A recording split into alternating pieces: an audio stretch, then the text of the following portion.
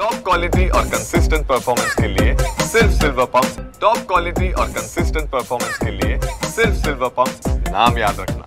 विदेश मंत्रालय आणि संरक्षण मंत्रालयाची आजची ऑपरेशन सिंदूर संबंधितली तिसरी महत्त्वाची पत्रकार परिषद पार पडली आणि त्यामध्ये ऑपरेशनल डिटेल्सपैकी काहीचा भाग हा अधिकृतरित्या डिक्लेअर करण्यात आला।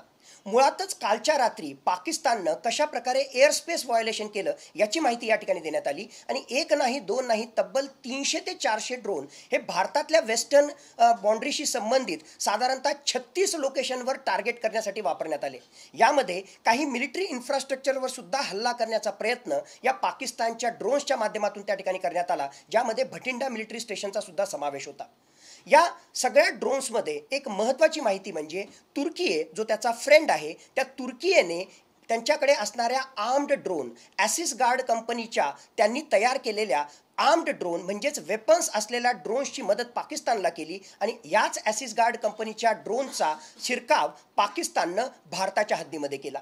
अशा प्रकारे ड्रोनचा तर शिरकाव केलाच केला, पण यावेळेस पर्पजफुली पाकिस्ताननी आपली एअर स्पेस बंद केली नाही, कारण त्याच वेळेस त्या एअर स्पेसच्या आसपासच्या भागामधून इंटरनॅशनल एअरलाइन्सची विमानं त्या ठिकाणी जात होती, ज्यामध्ये सामान्य लोक सामान्य पॅसेंजर्स हे सुद्धा प्रवास त्या ठिकाणी करत होते। आणि जर भारतानं एअर डिफेन्स सिस्टम ॲक्टिवेट केली तर ज्या प्रकारे पाकिस्तानकडून येणाऱ्या मिसाईल्सचा त्याचबरोबर अशा प्रकारच्या ड्रोन्सचा आपण वेध त्या ठिकाणी घेऊ शकतो, त्याच प्रकारे या एअर डिफेन्स सिस्टमच्या माध्यमातून आसपास जाणारे जे एअर प्रोजेक्टाईल आहेत त्यामध्ये या कमर्शियल विमानांचा सुद्धा समावेश असू शकतो, ते सुद्धा टार्गेट होऊ शकतील हे पाकिस्तानला चांगल्या प्रकारे माहीत होतं। म्हणून ड्रोन्सची अशा प्रकारची हरकत करताना त्यांना आपलं एअर स्पेस बंद केलं नाही आणि त्याच्या माध्यमातून संपूर्ण इंटरनॅशनल एअरलाइन्सच्या माध्यमातून जे पॅसेंजर्स जात आहेत त्यांच्या सुद्धा जीवाला एक प्रकारचा धोका निर्माण करण्याचा प्रयत्न पाकिस्तानने या ठिकाणी केला।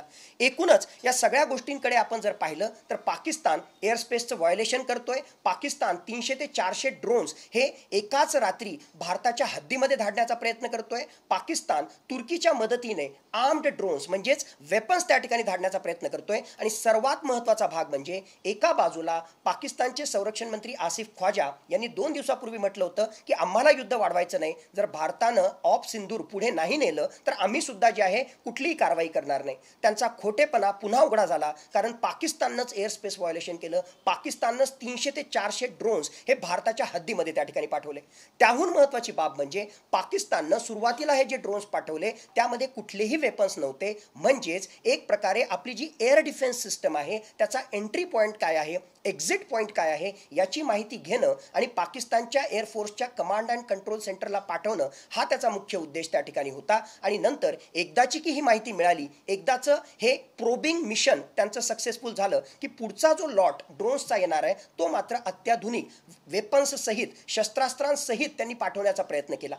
भारतामध्ये जी एअर मिसाईल डिफेन्स सिस्टम आहे या एअर डिफेन्स सिस्टमनं पहिला लॉट जो फक्त प्रोबिंग करण्यासाठी आला होता त्याचा तर बंदोबस्त केलाच केला, पण दुसरा लॉट ज्यामध्ये वेपन्स म्हणजे वेगवेगळ्या प्रकारची शस्त्रास्त्र घेऊन आलेले हे ड्रोन्स होते त्यांचा सुद्धा पुरता बंदोबस्त पाकिस्ताननं त्या ठिकाणी केला आणि या अनुषंगानं पाकिस्ताननं पाठवलेल्या ड्रोन्सचा पूर्णपणे बंदोबस्त केला। एकूणच एअर स्पेस व्हायोलेशन 300 ते 400 ड्रोन्स भारताच्या हद्दीमध्ये पाठवणं, मिलिटरी इन्फ्रास्ट्रक्चरला टार्गेट करणं, तुर्कीच्या ड्रोनचा यासाठी वापर करणं आणि एक प्रकारे आपली एअर डिफेन्स सिस्टम चेक करण्यासाठी प्रोबिंग मिशनच्या माध्यमातून ड्रोनचा वापर करणं, अशा वेगवेगळ्या प्रकारच्या गोष्टींचा वापर पाकिस्तानच्या एअरफोर्सने केला आणि हीच आता अधिकृतरित्या माहिती या प्रेस कॉन्फरन्सच्या माध्यमातून सगळ्या जगासमोर आज आपल्या समोर त्या ठिकाणी आलेली आहे। आता अशा प्रकारची जर पाकिस्तानची रणनीती असेल तर नक्कीच आता त्याने एअर डिफेन्स सिस्टमचं टेस्टिंग केलेलं आहे। याच्यानंतर तो खरोखरच लेटेस्ट वेपन्स असणारे जे ड्रोन्स आहेत त्याच्या माध्यमातून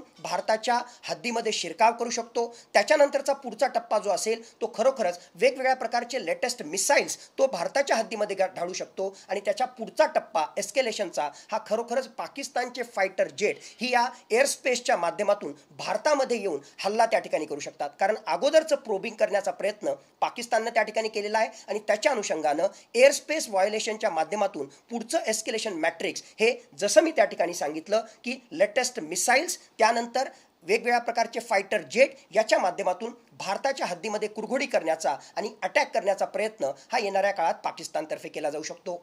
टॉप क्वालिटी और कंसिस्टेंट परफॉर्मेंस के लिए सिर्फ सिल्वर पंप्स। टॉप क्वालिटी और कंसिस्टेंट परफॉर्मेंस के लिए सिर्फ सिल्वर पंप्स, नाम याद रखना।